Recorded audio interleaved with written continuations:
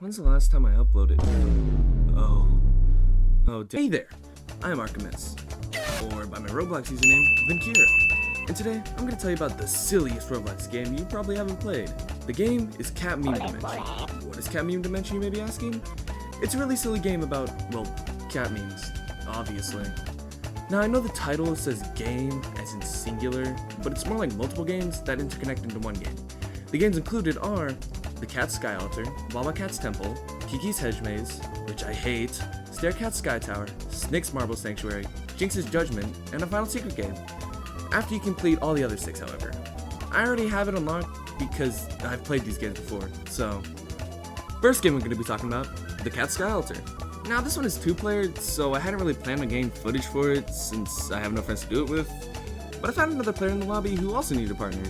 The game is a pretty simple 2-player lobby with a few cool segments like this ball rolling segment and this platform segment where each player controls 2 directions. At the end there's a semi-easy boss. You can kinda just walk past most of his moves though. After he's done attacking, you need to lure a bomb near him and activate it to deal damage. Do this like 10 times and the boss is dead. Congratulations, you're a murderer! Then, you and your friend can hop on these clouds and collect your first cat flame.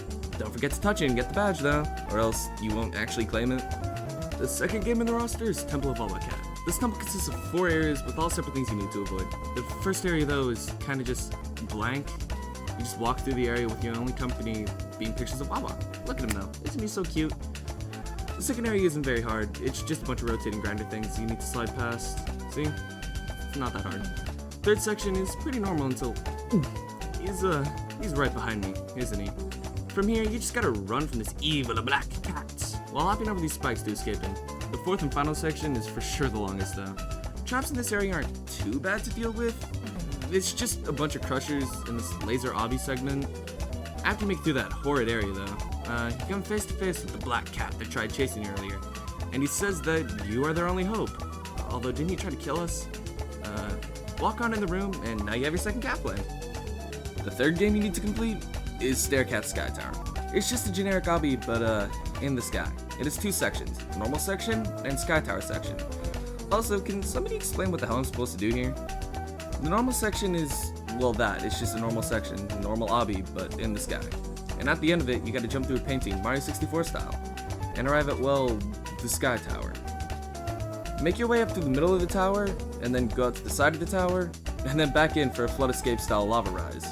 After doing all that, you need to run from this goofy red ball guy in this maze made of kill bricks, although you can kinda just get him stuck on the wall, as you can see. When you reach the top of the tower, you'll find a glowing door. Go through the door, and you'll find yourself face to face with an evil blue cat ball thing? Yeah, I don't really know what he is. To beat him, you gotta do these mini obby summons for you and grab the bomb at the top, while avoiding the attacks.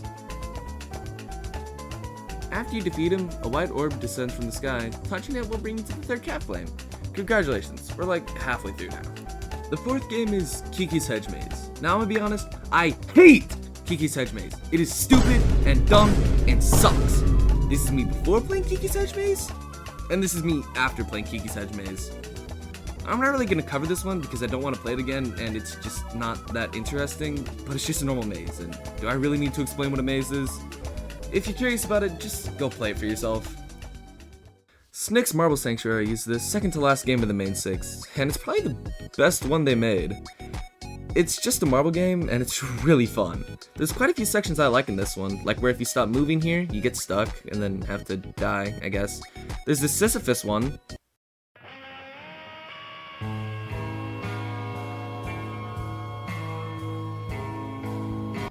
And this section has 2 ways to go. A really long section, or just this platform that can flip over. I think we both know which one I took. The final section has these rotating platforms you gotta carefully but quickly go across, and when you're done with that, you can get your 5th cat flame. The final game of the main 6 is Jinx's Judgment, and this is by far my favorite game of the main 6. This game has 10-player lobbies, but like I said with the first game, I don't really have anybody to play this with, so step on the pad and it will teleport you to a separate game. Open this trap door and drop down. As soon as you reach Jinx, she gets straight to the point. The point is jumping you, by the way. Every few attacks, you'll get a point to counterattack, but be careful not to be in shift lock when you throw bombs, or this might happen to you. Are you serious right now, bro? When she reaches second phase, her attacks will get a lot harder to avoid and really fast. Also, now when the bombs appear, you need to throw them at these lit up pillars before you can even attack Jinx.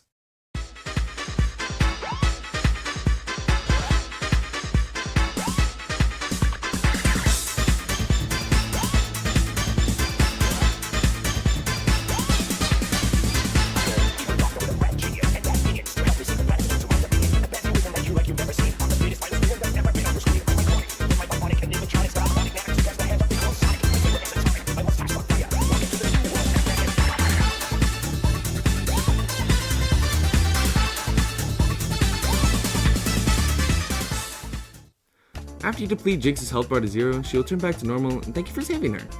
Behind Jinx is the final cat flame you need to grab.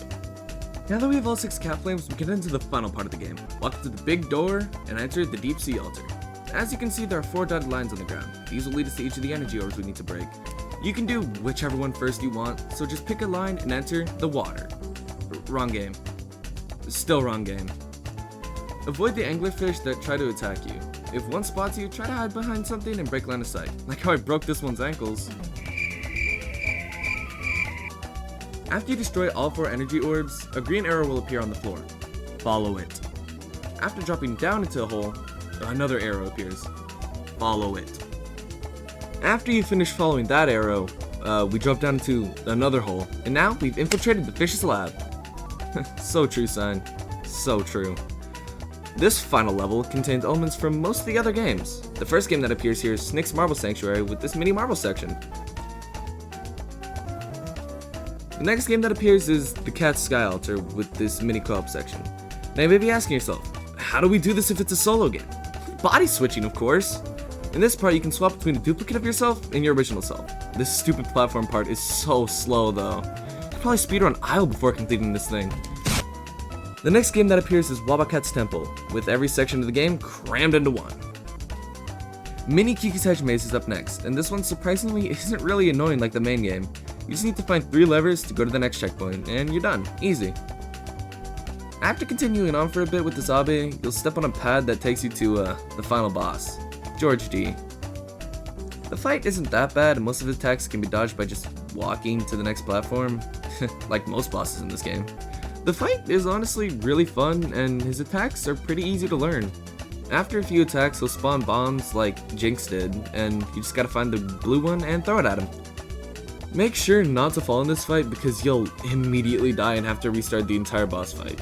This happened to me twice, by the way. Just when you think you won by getting him to 0 health, he has a second health bar. I thought I was playing a silly game about cats, not a Souls game. His attacks in this phase are a little bit harder, but you should probably be fine if you can do the first phase easily. After dealing enough damage, he'll stop spawning bombs and just throw a spike at you instead. Quickly spam spacebar to throw it back. Not like that. When he gets to 10 HP, he just... oh, come on. This dude's just cheating at this point. Thankfully, the cats appear to help because... oh yeah, we're so back. After cats and friends save you, George has one final phase that is just constant attacks with no breaks at all. Marbles will appear around the arena that you need to grab and throw at him. Don't let his 200 HP intimidate you though, because well, each marble does 20 damage, so it's more like he has 100 HP. After George finally dies, you'll see the final cat flame. Touch it and the credits roll. Overall, this game is really fun and unique, and I think you should definitely give it a try if you can. The game takes about 2 hours to complete and all, so it's not that bad. And yeah, I think that... holy shit, absolute cinema!